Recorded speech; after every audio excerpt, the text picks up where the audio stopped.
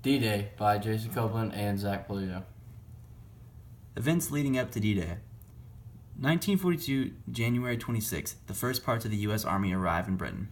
1943, January 14th through the 24th, Churchill and Roosevelt meet to talk about their next steps of war. They end up deciding to attack Sicily and Italy so that the German military resources will be reduced. 1943, December 4th through the 6th, Churchill and Roosevelt meet and decide that the U.S. General Eisenhower will command the Allied forces for the invasion of Europe. 1944, May 3rd through the 9th. The final rehearsal, Operation Fabius, before the Overlord landings was called a success and the invasion was given a thumbs up to go ahead. 1944, June 5th, was supposed to be the D-Day Overlord, but was postponed a full 24 hours because of poor weather conditions. 1944, June 6th. June 6th, the official day of D-Day, American, British, and Canadian forces invaded the beaches of Normandy against the Nazis. Execution of D-Day at Omaha Beach. On the morning of June 5, 1944, U.S. General Dwight D. Eisenhower, the Supreme Commander of Allied forces in Europe, gave the go-ahead for Operation Overlord, the largest amphibious military operation in history. On his orders, 6,000 landing craft, ships, and other vessels carrying 176,000 troops began to leave England for the trip to France. That night, 822 aircraft filled with parachutists headed for drop zones in Normandy. An additional 13,000 aircraft were mobilized to provide air cover and support for the invasion. By dawn of June 6, 18,000 parachutists were already on the ground. The land invasions began at 6:30 a.m. By day's end, 155,000 Allied troops, Americans, British, and Canadians, had successfully stormed Normandy's beaches. The Americans suffered quite a hardship during their drop. The 101st and 82nd Airborne Divisions missed the zones they were to be dropped, and they were scattered all over the coast. Many of these courageous men drowned when they had landed in the water. All of this did help confuse the Germans, and in the end, these men played a major role in securing Normandy. They helped by opening up the way inland and destroyed tons of the German artillery aimed at the beaches.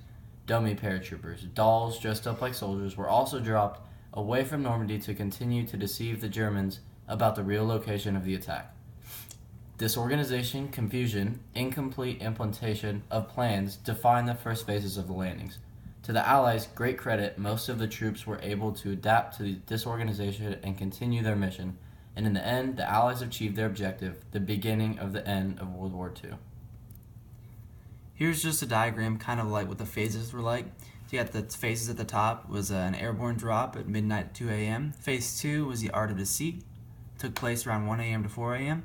Phase 3 was the aerial attack, took place at 3 a.m. Phase 4 was the naval attack at 5 a.m. And Phase 5 was the invasion. Here are some pictures of how brutal it was. So, some phases of the attack. The fake invasion. Germans not figuring out about the secret operation was crucial to a successful attack.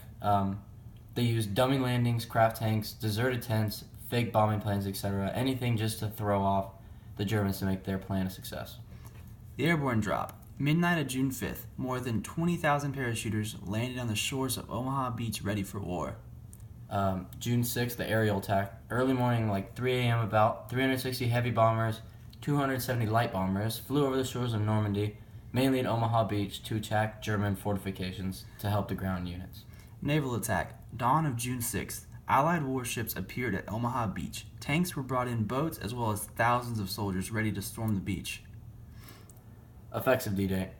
D-Day was the beginning of the end of the war for not only the Germans but Hitler most of all. D-Day forced the Germans to fight a two-front war, again, just as they had to in World War I.